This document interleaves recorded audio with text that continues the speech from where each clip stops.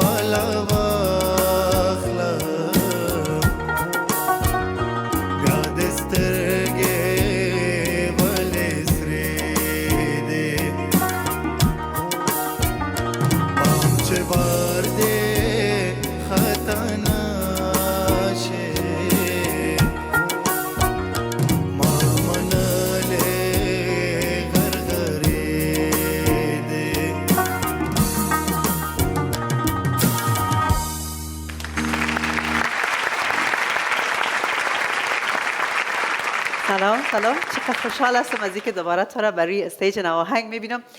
یک چیز بگویم راجع به شکران و علی خوشبین. در سالهای قبل که بودن من هر طرف که میرفتم بازی دو نفر میزدن و میخواندن کتم ارمینه یادت از برات میگفتم نخوانین دیگه مرا دیوانه کردین.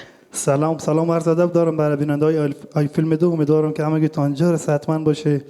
یک سلام گرم دارم برای داور صاحبای محترم. من خوشحال هستم دوباره در استیج نواهنگ همراه شما هستم و مرا دعوت کردین.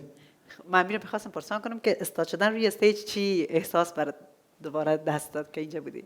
مرا به سالهای قبل انداخت، به یاد سالهای قبل که می اومدیم سر استیج نواهنگ اجرا میکردیم. چه خاطرهای شیرین داشتیم. خب هنوز هم قدر استرس داشتی اندازه 30 سال پیش؟ نه خب حرفه‌ای شده دیگه. حالا دیگه استرس نداشتم. بیایم اینجا یک سوال از این پرسان کنم ولی قول بتی جواب بدی. قول میتی؟ صحیح. خب تا به می لحظه امشب 7 تا شرکت کننده اجرا کردن. به نظرت نفر اول کی است؟ بگو دیگه. به خدا اگه بگویی که کلشان خوب هستن من خودم میکشم.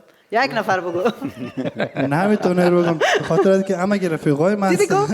نه دیگه یک حال گفت دیگه. خیرال من خدا بکشم؟ خودت خوب ایسا نه زخمی کن. نام خدا نویل جان هم خوب اجرا کرد. خب حبیب جان مهاجر هم خوب اجرا کرد. خب چی بگویم والا؟ خب دو تا گزینه خیر داره دیگه. نویل و حبیب. یا نویل است یا حبیب جان است. یک زمزمه است تو میشنوی. با اجازه داور صاحبان، با اجازه.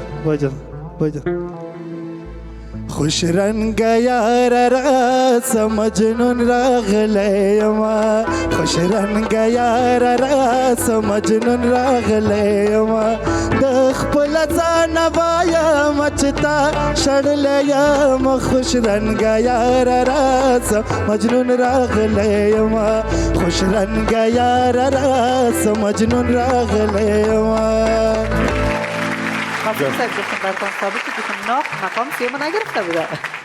خب دیگه حالا چی بگیم؟ خیلی خوشحال شدیم از اینکه امشب در کنار ما بودی و فعلا بفرمایید.